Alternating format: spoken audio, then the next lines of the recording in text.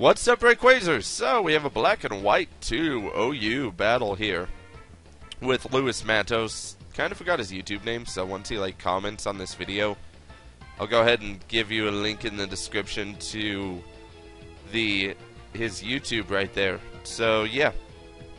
As you can see, I'm running Garchomp, and you're like, oh, why Garchomp? If you haven't heard the news yet already, Garchomp is now OU, as long as it has rough skin. Mostly because, Smogon banned Sandvale and Snowcloak. And so, I thought, let's make a new team around Garchomp. So, it's, as you can see, it's offensively based. And, so he's going to lead off with his Magnezone. I'm going to lead off with my Thunderous T. Sorry, for whatever reason I got, tongue-tied or something. And I go for the Focus Blast, but I freaking miss, which kind of sucks. He goes for the Waterfall, I switch into Jellicent, so I'm kind of glad he didn't go for anything else, because that could have potentially hurt.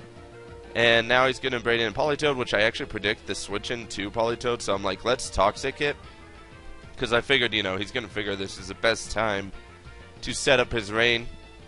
And then he goes for the Toxic on me, as I bring in my Fortress, and basically, he is going to bring in his Breloom. I figured he was going to switch into Magnezone to trap me, so I went for the Stealth Rocks, and he's going to Spore.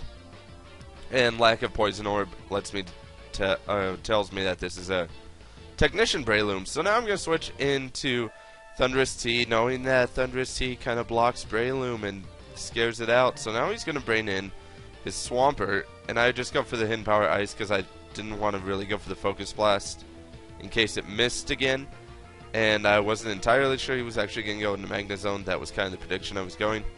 So as I switch out, he actually predicts the switch out and goes to Earthquake, and seeing how much damage that did, that's obviously a choice band into Swampert. So it'll do me well to go ahead and switch into Thunderous T, and right here I go for the Focus Blast. I guess because I knew Focus Blast would hit whatever he wants to switch in. Not really sure why I didn't just straight up go for the Volt Switch. That might have made been a better choice. So for whatever reason, he's actually going to go for the Scald, which kind of lets me heal up my Jellicent a little bit, which is exactly what I'm needing at this point. And he's going to go for the Toxic and miss, so that kind of makes up for the whole me missing Focus Blast in the beginning, although his was a little bit more crucial, because if he had poisoned to my wall, he might have been able to take this thing out a lot quicker. And so now he's going to switch, knowing I'm going to switch into Fortress to resist a Draco Meteor or something, so that's a very nice prediction on his part. And he's going to go for the Substitute, and I'm like, great, sub Charge Beam set probably. Because, most Magnezones that run Substitute run Charge Beam as well. But he's going to go for the Hidden Power Fire, so he must not be a Charge Beam set, because he would have gone for it right away if he was. And I carry the Volt Switch on this Fortress just in case. This Fortress is actually a little weird. It's an original set that only lays Stealth Rocks, because that's all I really need.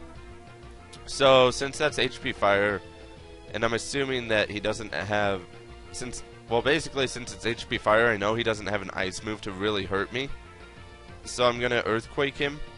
And it's right here that I find out he obviously is not a Charge Beam set, because a Charge Beam set would not be running Flash Cannon. Well, actually it might for Stab, but the fact that he didn't go for the Charge Beam right away kind of proves that he's not a Charge Beam set. So I'm going to go for the Earthquake on this Fortress, and it's going to do a nice hefty amount of damage. And then I'm going to Fire Feint, because Fire Feint's my best bet to actually take out the Fortress. So now he brings in this Hydreigon, and this Hydreigon screwed with me the entire match, because I was like, I'm not really sure if he's Specs or Scarf, and Hydreigon would have KO'd Fortress at this point anyway, so it really doesn't tell me what he is, which is bad, because I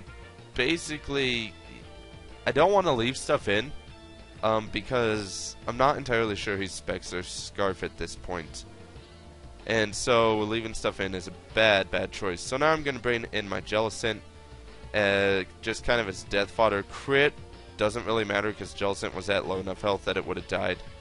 And then I'm actually, trying to make him think that this Mamoswine is choice some way, so that's why I did that. And then I'm going to go for the Ice Shard, and wouldn't you know, it wouldn't KO. And right here, I found out he must be Specs because he one-hit KO'd me. But again, I didn't really want to leave in Garchomp anyway, because, freaking Specs. The chance that he was Scarf. So I found out he was Specs towards the end. And then I'm going to bring in my Genesect, and I figure, it's best to go for a Bug Buzz since the rain is up, because it's actually a flame charging set that I originally made to kind of fake a choice set. And then when they bring in something that's resisted to like one of my moves, and it's weak to a flame charge, I can flame charge and get the boost up and all that. So like Scizor, for example.